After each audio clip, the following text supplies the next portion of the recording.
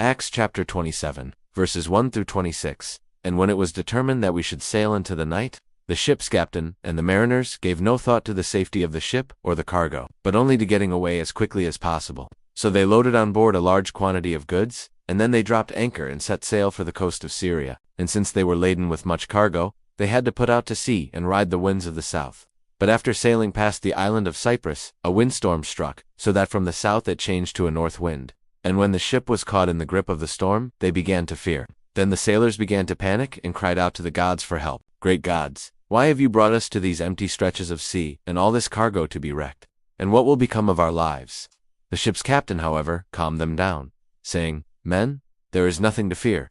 If the ship is wrecked, I am responsible for my own share of the cargo. You will not lose a single one of you." The soldiers therefore gave him their assurance that they would take only what was theirs and no more. They began to unload the ship. Now, while they were unloading, some of the casks of wine which fell out of the hold made the soldiers and the sailors drunk, and so they charged ahead, having stripped off all the clothes they had. The captain said, "Pay attention, you people, and obey this word. No one will harm you if you remain in the ship.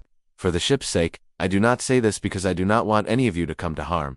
Therefore, I order you to be taken off. Load the ship's longboat with some of the cargo, so that it can be lowered into the sea. And by means of this, those of you who are able to swim can escape into the sea and swim to land. But if you are too heavy to swim, take whatever you can get hold of that will keep you afloat." He spoke to them, commanding the soldiers to unlock the prisoners' chains. When they had done this, he said to the centurion, "Keep the men safely under guard, but let them swim." So, the next thing you know, Acts chapter 28,